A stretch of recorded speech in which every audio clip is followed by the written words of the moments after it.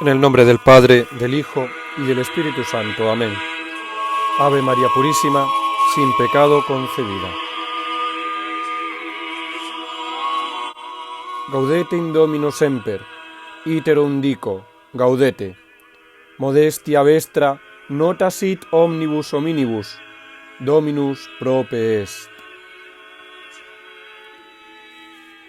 Queridos hijos en Cristo, celebramos hoy, 13 de diciembre, la tercera doménica de Adviento, doménica de rito semidoble, privilegiada de segunda clase.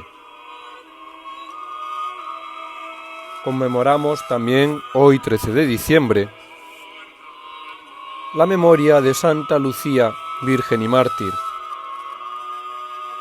y la octava de la Inmaculada Concepción de la Santísima Virgen María.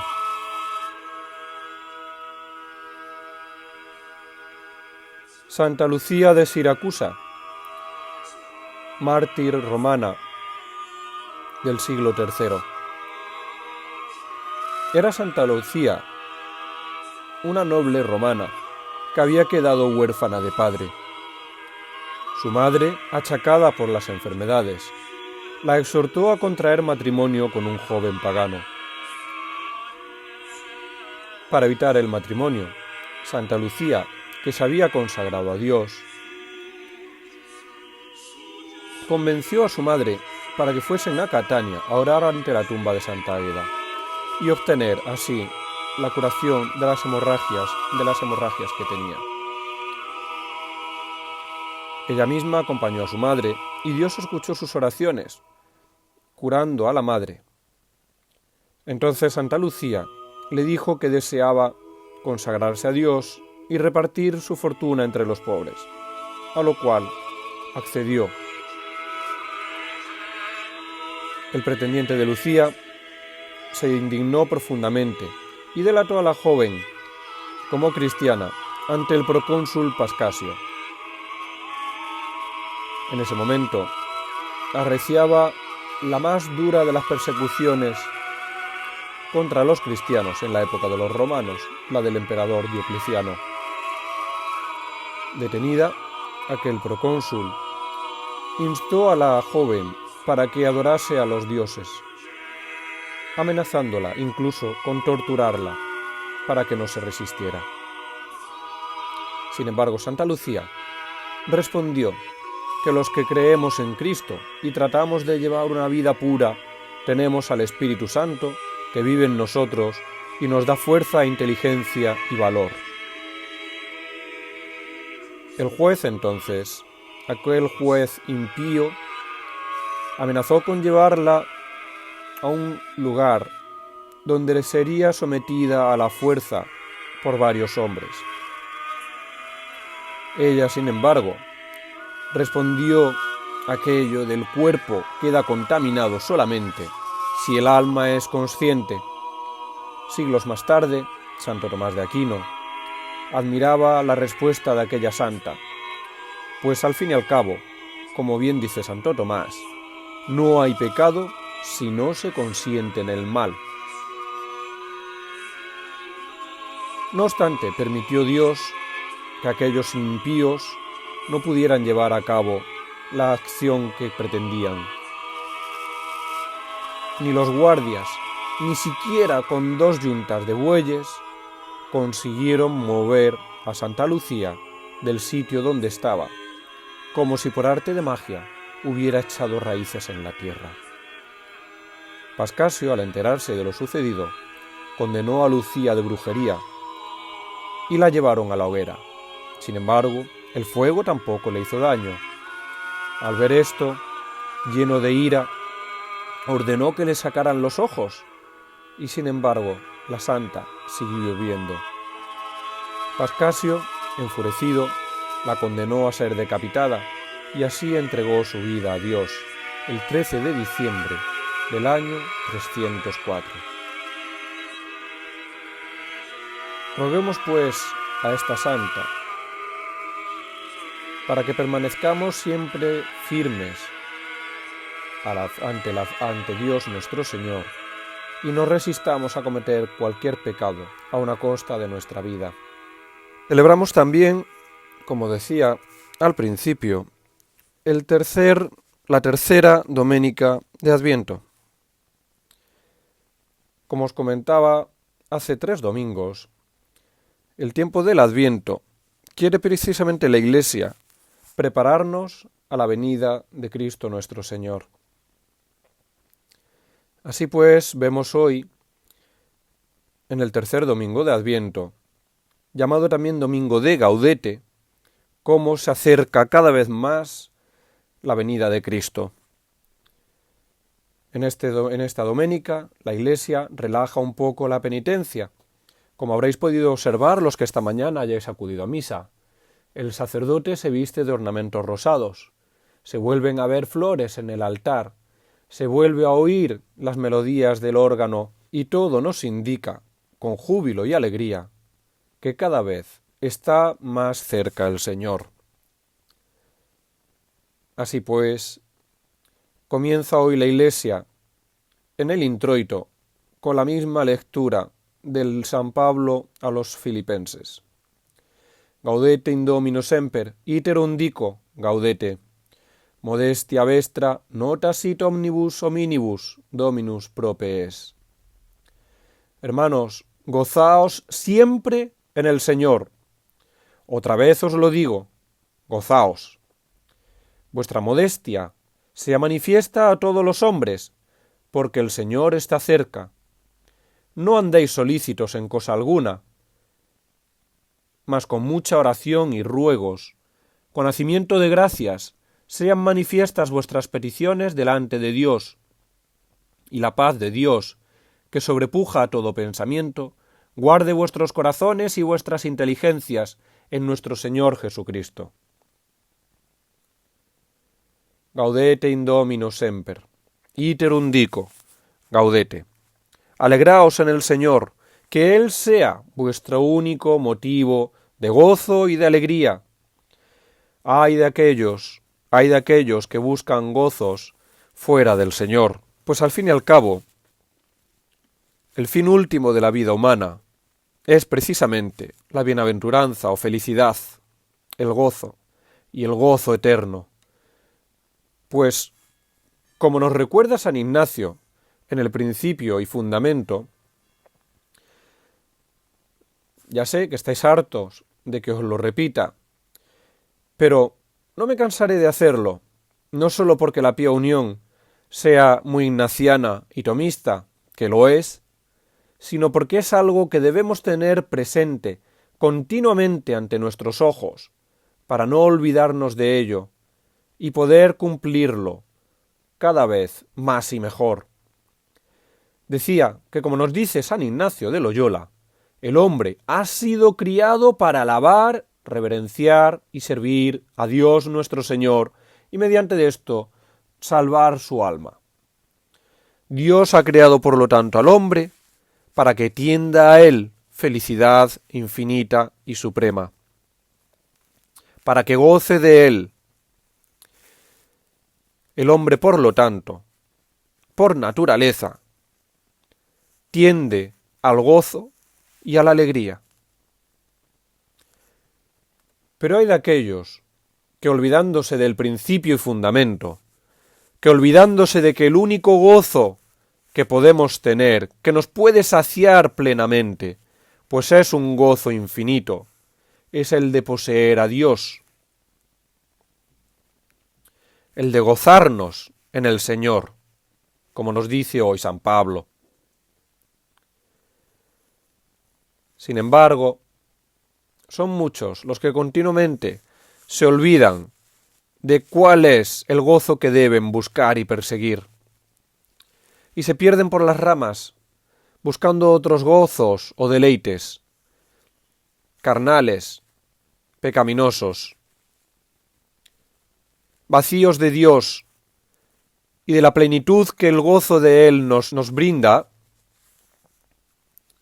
Se abandonan a toda suerte de pecado y deleite. Deleite temporal, que lejos de concederles ningún gozo duradero, apenas les da instantes de gozo, pero de un gozo amargo que jamás, jamás podrá saciarles, y que irá cada vez más vaciándoles y dejándoles sin ningún tipo de alegría. Nos dice Santo Tomás de Aquino que el pecado, al fin y al cabo, consiste en la apetencia de algún bien transitorio, no un bien infinito, sino de un bien transitorio, que se desea de manera desordenada. Y por consiguiente, una vez tenido ese bien finito, fugaz, banal, se deleita uno en él desordenadamente. Ese deleite, ese gozo, puede ser espiritual o puede ser carnal. De ahí que el pecado pueda afectar al espíritu o a la carne, ser carnal o ser espiritual. Pecados carnales, por excelencia, son aquellos de la lujuria y la gula, por medio de los cuales el hombre, olvidándose de gozar en Dios, intenta gozar solamente en su cuerpo. En la gula, intenta, por medio del exceso de la comida, conscientemente, moverse hacia el placer producido por los alimentos. Sin embargo, por más que ingiera y coma alimentos, por muy buenos que estén, nunca llegará a sentirse saciado y después de haberlos ingerido, querrá volver a ingerir más. Pues al final, no hay ningún goce y deleite temporal ni transitorio que pueda saciar el ansia de gozo y felicidad a la que aspira el ser humano. Los pecados de la lujuria no son sino precisamente ese deleite desordenado en los placeres venéreos, donde el apetito inferior, concupiscible, termina imponiéndose al entendimiento y voluntad, a las potencias superiores, de manera desordenada, dando así pues la vuelta, precisamente, al orden que debería tener un ser humano, y es que sus potencias superiores, entendimiento y voluntad, pudieran dominar a las inferiores. Sin embargo, por medio de la lujuria, se somete el entendimiento y la voluntad, se somete al alma a los goces, placeres del cuerpo. Por eso San Pablo, en la carta de los Corintios, nos dice: purifiquémonos de toda mancha, de la carne y del espíritu. Y también aquello de que el que fornica peca contra su propio cuerpo, pues a fin y al cabo, el alma sirve al cuerpo en vez del cuerpo al alma. Tanto que en el momento de los pecados de lujuria, el hombre no puede ni siquiera pensar en ninguna otra cosa, absorbida, como tiene la razón, en sólo el deleite carnal. Deleite que lejos de llenarle, gozo que lejos de saciarle, cada vez lo va vaciando más y dejando más insatisfecho, pues cuando se termina ese gozo, inmediatamente desea volver otra vez a tenerlo. Es un gozo imperfecto y un gozo que además comete en el alma uno de los mayores daños, pues la somete y la deja en manos de cualquier otro pecado, con tal de salirse con la suya. Pero hay quienes buscan deleite en sí mismos, un deleite, un deseo desordenado en deleitarse en su propia excelencia, en una excelencia que no es ni siquiera real, sino que viene dada por una exacerbación de su propia naturaleza. La soberbia, ese deseo desordenado de ser tenido en cuenta, de estar por encima de rebelarse, de no someterse, de no obedecer, de no acatar, pues encuentra deleite y gozo en contemplarse siendo lo que no es. A veces, por desgracia, ese gozo o ese deleite se obtiene, o lo obtienen algunos, al considerarse dueños de muchas riquezas, y sólo consiguiendo estas riquezas obtienen cierto deleite. La avaricia. El avaro se deleita en la posesión de las riquezas y el dinero, y en ello le va su vida.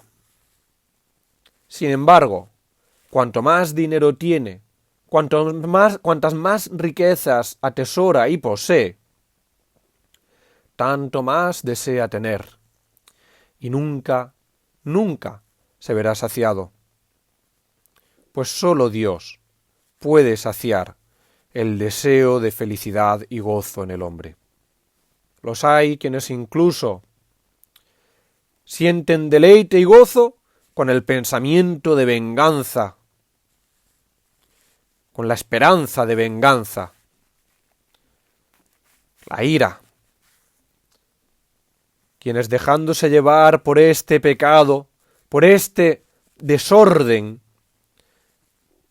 lo que buscan es un gozo fugaz también, pensando, maquinando la venganza contra aquellos que de alguna forma hayan podido ofenderle, o la envidia, ese gozo desordenado en el bien propio, o en los bienes propios, con tristeza de los bienes ajenos, por cuanto consideran que el bien ajeno es contrario al propio. Por eso, la soberbia y la envidia son los dos pecados principales de Satanás y los ángeles caídos. Pues ven con tristeza y se alegran en la caída del hombre. Ven con tristeza la dignidad a la que la humanidad ha sido encumbrada por la redención de Cristo. Y se alegran cuando ven que el hombre no es capaz de llegar a esa felicidad, a ese gozo, a gozar de la bienaventuranza de Dios. Ellos, que desde el primer momento, al enterarse de los planes de Dios sobre el hombre, al enterarse de los planes de Dios sobre la encarnación, gritaron aquel non serviam, expresión máxima de soberbia. No serviré, que me sirvan a mí, no serviré a ningún hombre, ni incluso aun cuando sea Dios. No serviré a ninguna mujer que sea encumbrada por encima de los ángeles. Non serviam, no serviré ni a Jesús ni a María. Creyéndose, intentando gozarse en el deleite de ser más que Dios, más que los hombres. Y así, el demonio, los demonios, llevan al hombre por el camino de la perdición, a causa de su soberbia y su envidia. pues no quieren que el hombre goce bajo ningún concepto de la felicidad y bienaventuranza que Dios ha dispuesto para él. Por eso, San Pablo nos dice en la epístola: gozaos siempre en el Señor, y nos insiste inmediatamente: otra vez os lo digo, gozaos. Gaudete in Domino semper, iterum dico, gaudete. Como dice nuestro fundador y obispo Monseñor de Rojas, la clave está en el semper. La clave del gaudete, del gozaos, está en el siempre. Siempre. En la alegría o en la tristeza, en la salud o en la enfermedad, en la pobreza o en la riqueza. En cualquier circunstancia o situación, alegraos siempre en el Señor. Fijaos, pues, en el santo Job. Aun a pesar de haberlo perdido todo, riquezas, familia, posición, estima, lo único que hizo fue decir aquello de: Dios me lo dio, Dios me lo quitó, alabado sea Dios. No debemos fijarnos en si tenemos o no tenemos salud, dinero, seres queridos. No debe ser eso motivo de gozo. El único motivo de gozo, nuestro único gozo, debe estar en el Señor. Gaudete in Domino semper, iterum dico, gaudete. Alegraos siempre en el Señor. No pongáis vuestros gozos en bienes materiales, ni tan siquiera en seres finitos y mortales. No sea que os pase, como le pasó, entre otros, a San Francisco de Borja, que enamorado como estaba en secreto de la emperatriz de España, al tener que ser testigo de su muerte y ver corrompida aquella belleza humana, cayó en la cuenta, se convirtió y gritó aquello de: no serviré nunca más a amo que se me pueda morir. Pues, aunque está bien, por supuesto que sí, claro está, faltaba más, que amemos a nuestros seres queridos, a nuestra familia, incluso que amemos a las personas con las que vamos a formar una vida, a nuestro cónyuge, nuestra mujer, nuestro marido. Sin embargo, a nadie debemos amar por encima de Dios. El gozo debe ser, nuestro gozo supremo debe ser y estar en Dios nuestro Señor. Y servirnos, como dice San Ignacio de Loyola, también de las personas, en tanto en cuanto me acerquen a Dios, y alejarme de ellas, en tanto en cuanto me alejen de Él, indistintamente de vínculos de amistad o vínculos carnales. Pues no debemos poner a ningún ser humano por encima de Dios. De lo contrario, estaremos buscando un gozo o deleite mortal, fugaz, finito, y seremos reos de cualquier otro tipo de pecado. Continúa además San Pablo, después de avisarnos, exhortarnos al gaudete, al gozarnos, continúa diciendo: modestia vestra nota sit omnibus hominibus, Dominus prope est. Vuestra modestia sea manifiesta a todos los hombres, porque el Señor está cerca.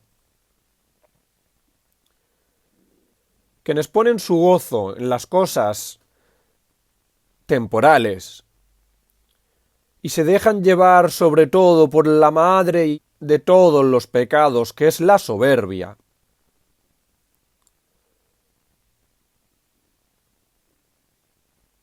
intenta saciarse con cosas que no le sacian. La soberbia, lejos de dar gozo, lo que hace es mover a la persona a desear cada vez más conseguir un gozo a costa de lo que sea.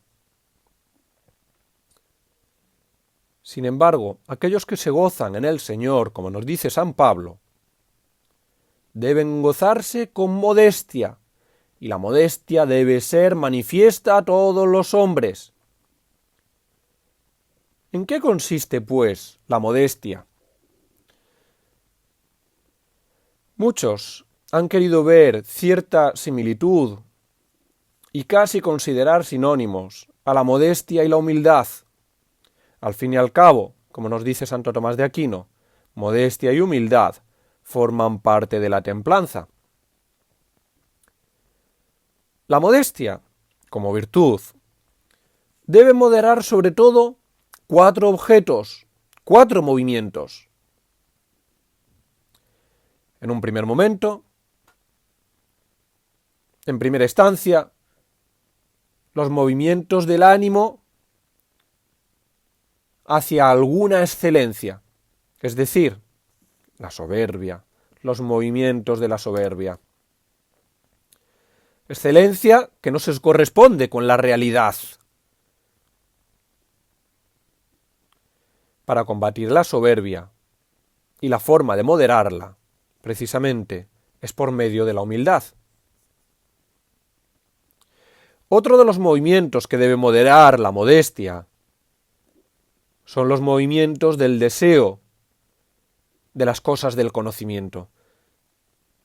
Esa curiosidad exacerbada. Pues al fin y al cabo el hombre, como compuesto de alma y cuerpo, en cuanto a lo espiritual, tiende a conocer. Lo malo es cuando, movido por esa curiosidad, sin ningún tipo de moderación, de modestia, de estudiosidad, que es la virtud de la que nos habla Santo Tomás, que debe moderar este movimiento desenfrenado de curiosidad, se olvidan de cuál es el gozo al que debe tender todo ser humano, con su cuerpo y con su mente, con su cuerpo y con su alma. Y cegados por la soberbia, dejándose llevar por la curiosidad, ponen al hombre, e encumbran al hombre por encima de todo, por encima incluso de Dios. De manera que aquello que yo no puedo conocer, al final, simple y llanamente, no lo considero o lo niego. Limitan por completo al hombre, concediéndole, dándole unas capacidades que no tiene, y negando que el hombre pueda ser capaz de conocer aquello que le excede. Se convierte el hombre en el centro de todo y niegan incluso a Dios. Ese deseo desordenado de conocimiento, movido por la curiosidad, termina llevando al hombre al indiferentismo, al agnosticismo, al ateísmo, llegando a negar a Dios. Como excede de mis capacidades cognitivas, o no creo en él, o simple y llanamente no lo considero, y busco la felicidad, el gozo, por otras vías, que al final no me van a saciar. Debe, por lo tanto, la modestia moderar también el deseo de las cosas del conocimiento. para con modestia, con humildad, conocer y reconocer cuáles son nuestros límites, hasta dónde podemos llegar con nuestro conocimiento, y someter nuestro entendimiento, memoria y voluntad a la revelación divina. Otros movimientos que debe moderar los terceros son los movimientos de las acciones corporales, tratando que se hagan con decencia y honestidad, tanto cuando se trata de obrar con seriedad.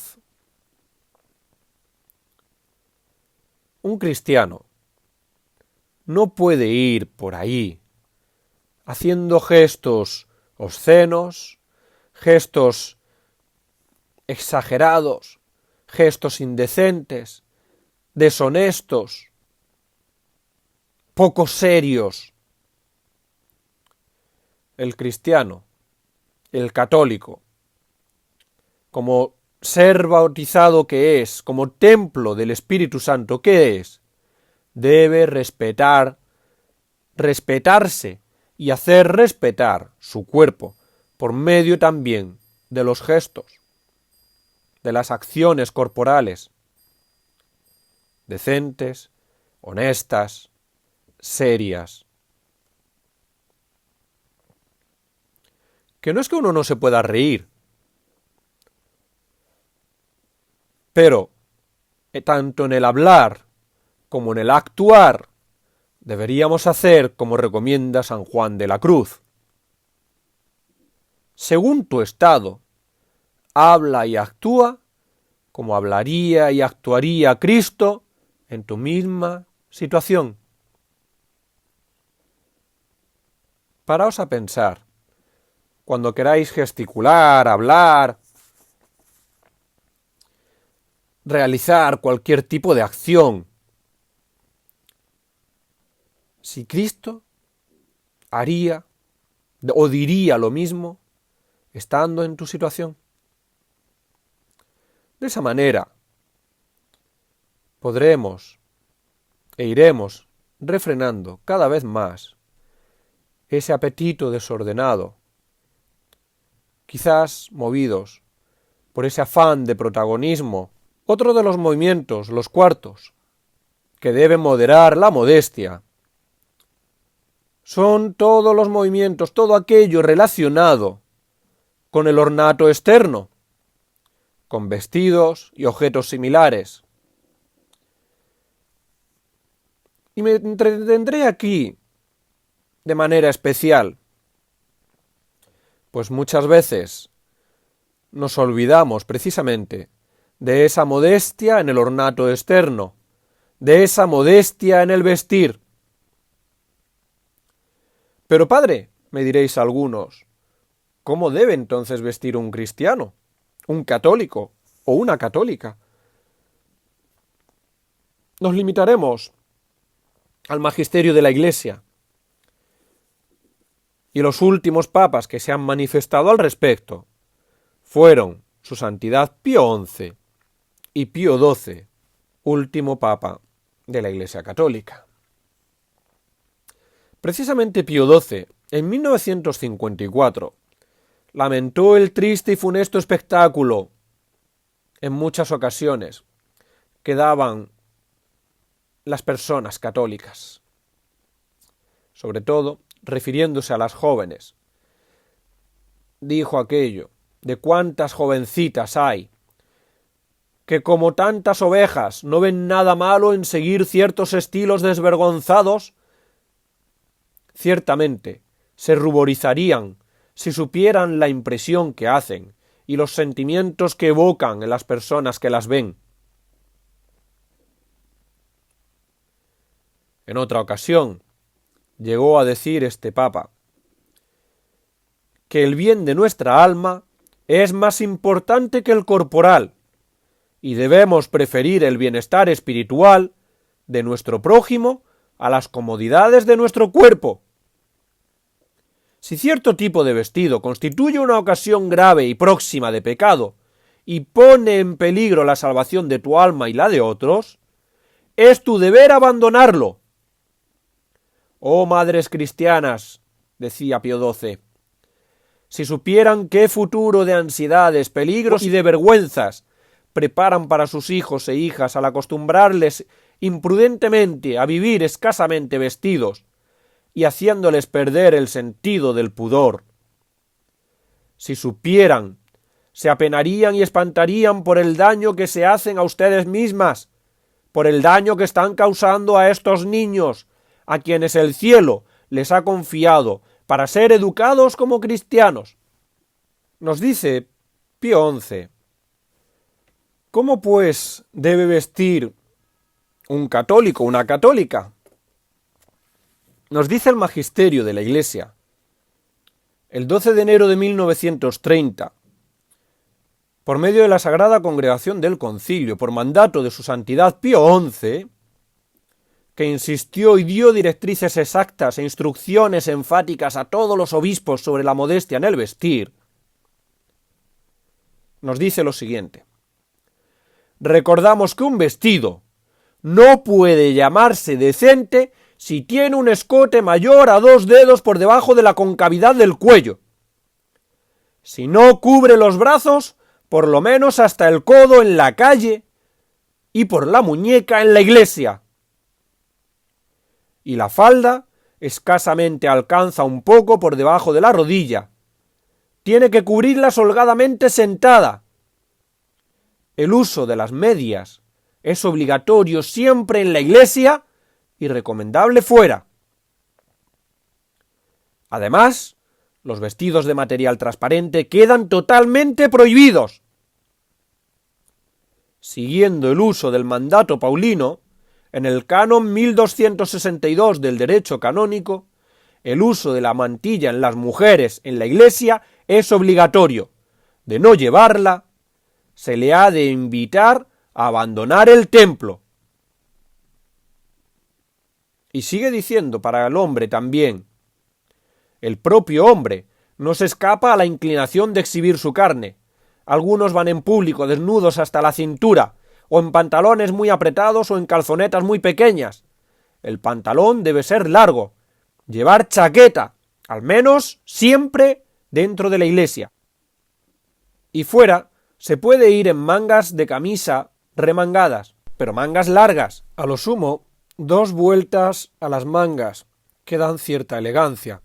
Pero no, y traigo a colación ahora lo que dice nuestro fundador: no uséis esas mangas cortas, esas mangas de panadero, las mangas de panadero para el obrador, pero no para las calles, y mucho menos para las iglesias. Y estas normas son para que no ofendan a Dios y no cometan ofensas en contra de la virtud de la modestia. También pueden ser una ocasión de pecado, en pensamiento y deseo, para otra persona.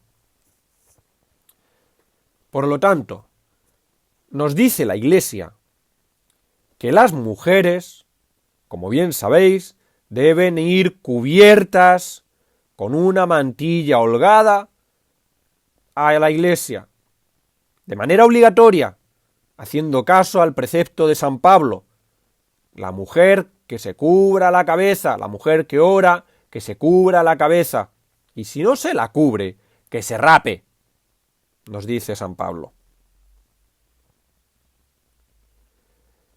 Y además, en cuanto a los vestidos, como bien habéis oído, y os vuelvo a recordar, el escote no puede bajar más de 2 dedos desde la concavidad del cuello. Todo lo que supere los 2 dedos es inmoral, indecente. No deben entrar así a la iglesia. Y no solo no deben entrar a la iglesia, sino que no deben ir así por en la calle. Pero si acaso tuvieran el atrevimiento de entrar en la iglesia con escotes más grandes de 2 dedos, los sacerdotes deberán negarle los sacramentos. Las mangas, para la iglesia, deben ser largas, cubrir hasta la muñeca. Y para la calle, bajar del codo, llegar por lo menos hasta el antebrazo. En cuanto a las faldas, holgadas, nada de pantalones para las mujeres, faldas holgadas, que bajen de la rodilla de manera que al estar sentadas cubran las rodillas. No hace falta tampoco que lleven faldas hasta los tobillos como si fueran monjas, pero sí lo suficientemente largas como para que al sentarse les cubran las rodillas.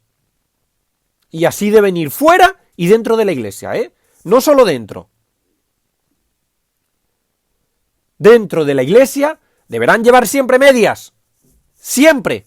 Y esto vale para cualquier país del mundo. No solo para países europeos donde hace más o menos frío. También para los tropicales. Y países donde hace calor.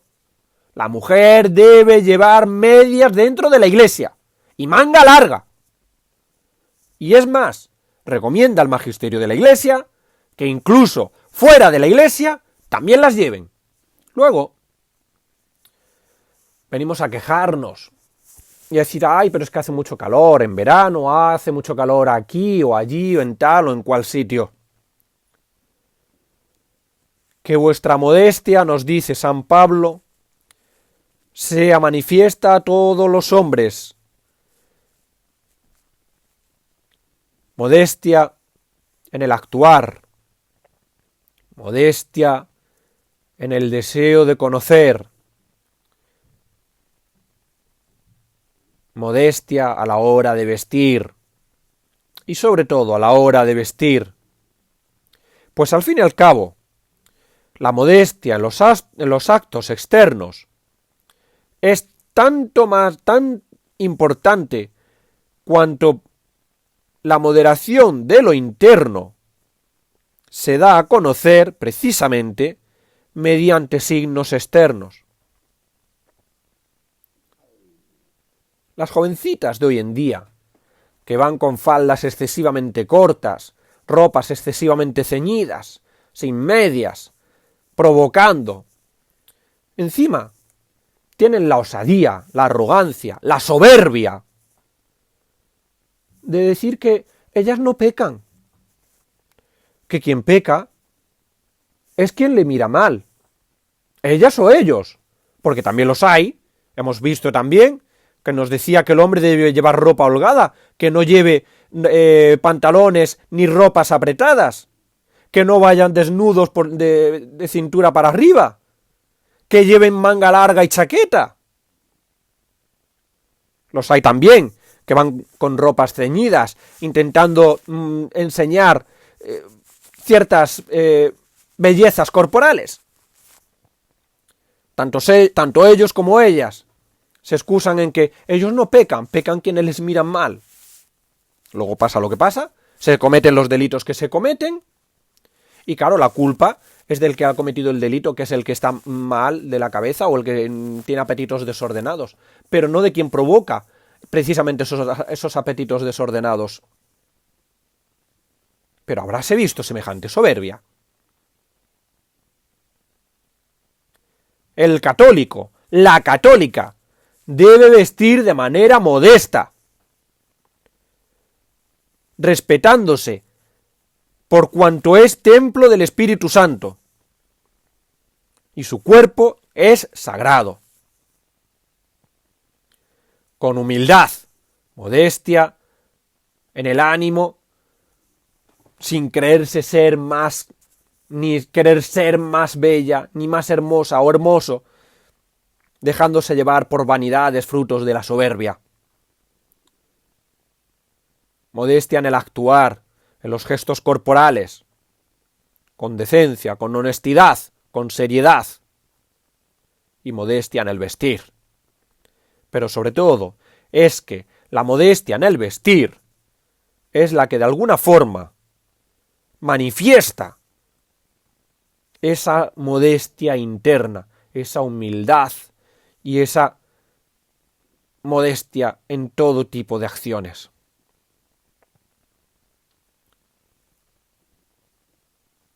Que vuestra modestia sea manifiesta a todos los hombres.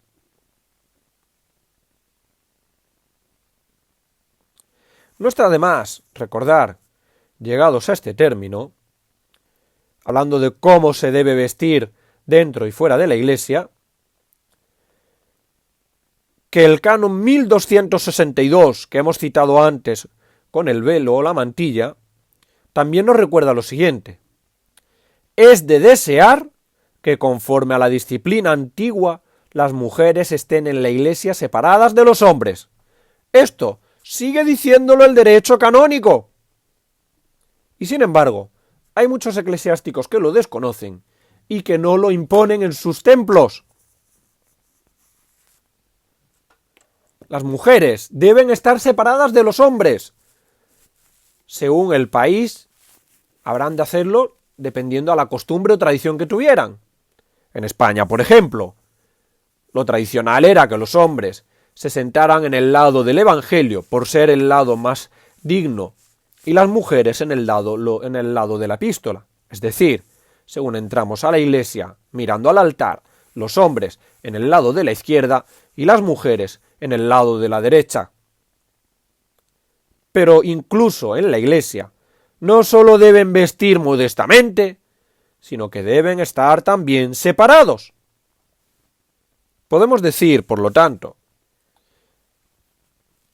que la modestia es casi sinónimo de la humildad.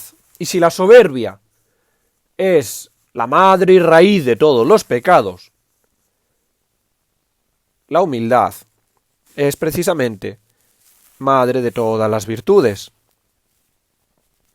Por eso San Pablo nos insiste tanto en que nos gocemos en el Señor, pues solo en Él podemos encontrar gozo perdurable.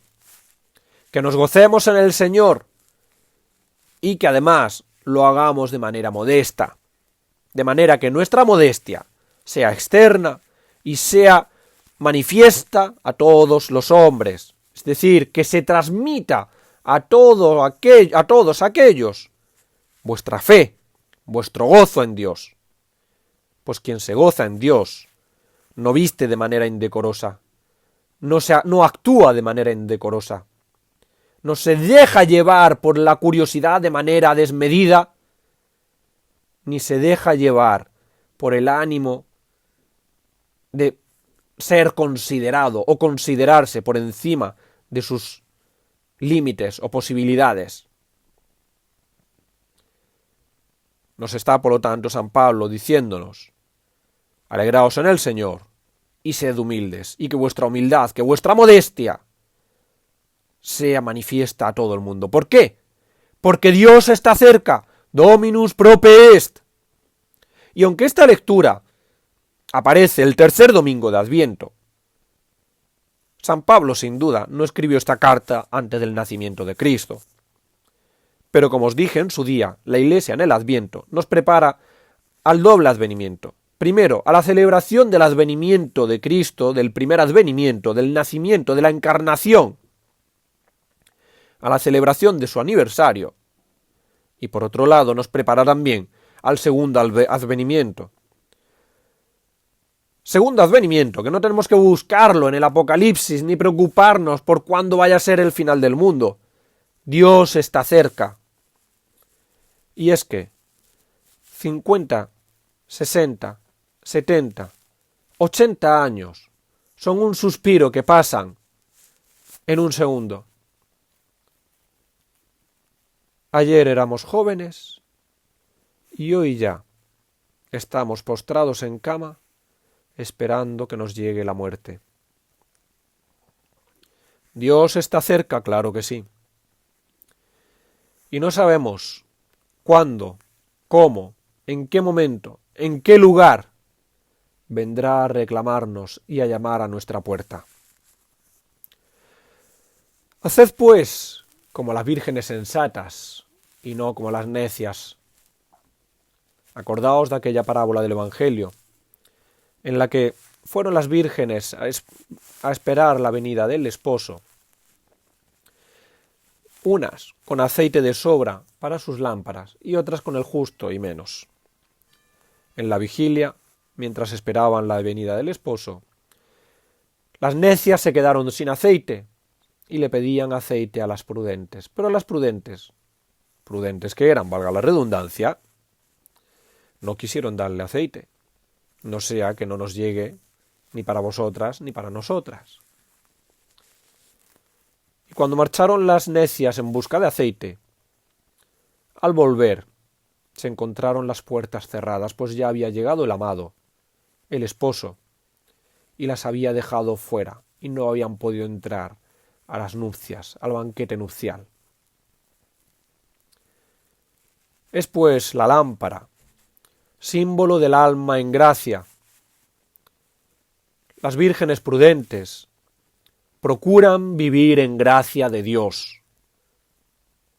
El católico prudente, temeroso de Dios, que se goza y alegra en Dios nuestro Señor, y que se manifiesta a los demás hombres de manera modesta, procura vivir en gracia de Dios, alabándolo, reverenciándolo y sirviéndolo, para luego, por medio de esto, poder salvar su alma. A quien así actúa, no le pilla a Dios de improviso, sino con las lámparas llenas de aceite, con su alma rebosante de gracia. No hagáis, pues, como las necias, que se abandonan a los pecados, a los placeres de la carne o del espíritu, buscando deleite y gozo en cosas finitas fuera de Dios, posponiendo siempre la conversión, pues ya tendré tiempo de pedir perdón, ya tendré tiempo de confesarme, ya tendré tiempo de arrepentirme, ya tendré tiempo de amar a Dios, ya tendré tiempo. Y cuando te quieras dar cuenta, el tiempo se acaba y ya no puedes gozar de Dios, gozar del banquete nupcial.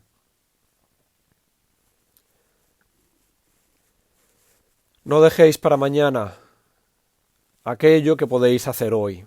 No dejéis, como nos dice San Pablo, que el sol se esconda, pillándoos en pecado,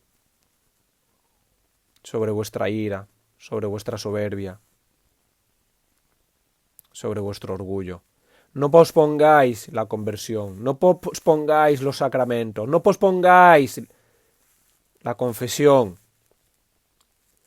pues Dios, que quiere que le gocemos, y que de sobra sabe, pues nos ha hecho para ello, que nuestra fidelidad, nuestra felicidad y bienaventuranza está en gozarle. Nos ha dado todo aquello, todo lo necesario para que podamos gozarle, para que podamos mantenernos en gracia. Nos ha dado los sacramentos. Vino a redimirnos, pues el hombre no podía hacer nada para salvarse, y eso es lo que celebramos en estos días, que vino a redimirnos. ¿Y de qué manera? ¿Y de qué manera? Asumiendo nuestra naturaleza y dando su vida, ofreciendo su vida al Padre como víctima propiciatoria por los pecados de los hombres. Vino a redimirnos y nos dio los sacramentos como canales de gracia. No pospongáis, por lo tanto, los sacramentos. Procurad confesaros con frecuencia, comulgar, vivir en gracia, y si pecáis, no os mantengáis hundidos en el lodo, revolcándoos como los animales que se revuelcan en su inmundicia. Levantaos, salid de ahí, pues Dios os ha dado los medios necesarios. No os durmáis, no seáis holgazanes y perezosos. Id corriendo a por aceite, mantened vuestras lámparas encendidas. Gozaos en el Señor, que vuestra modestia sea manifiesta, porque Dios está cerca.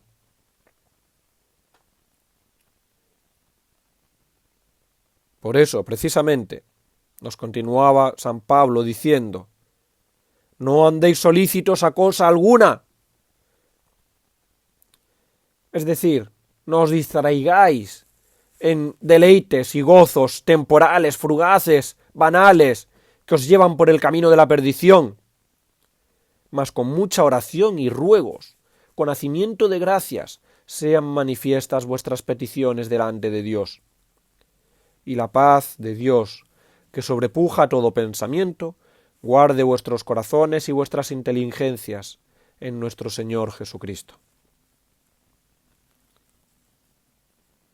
No sea que durmiéndoos, cegados por vuestros pecados, por vuestra soberbia, por vuestra vanidad, por vuestro orgullo, por vuestra ira, por la envidia, por la gula, la lujuria, la pereza, la avaricia, no sea que cegados por tantos y tantos deleites finitos que embotan vuestra alma, no seáis capaces de daros cuenta de que Dios está ya aquí, como le ocurrió a los fariseos del Evangelio. Fueron a donde San Juan Bautista a preguntarle si él era el Mesías, si era Elías, si era uno de los profetas, a lo cual, tajante, el Bautista respondía: no, no, no. ¿Quién pues eres? Yo soy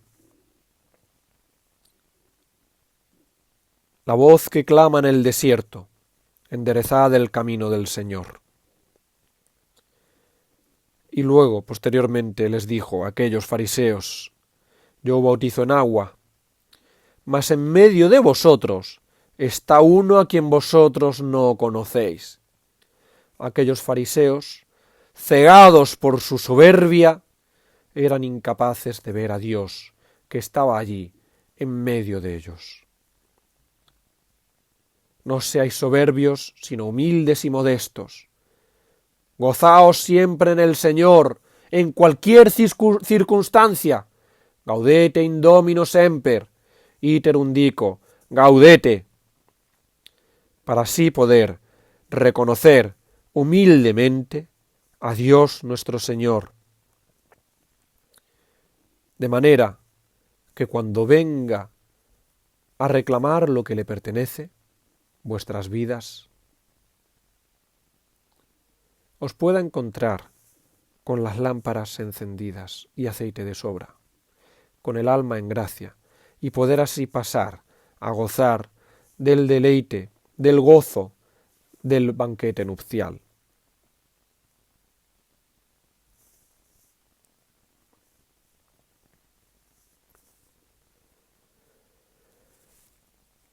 Celebraremos también esta semana, y los que habéis venido esta tarde podréis observar ahora más tarde, precisamente la fiesta de la expectación de Nuestra Señora, o Nuestra Señora de la Expectación,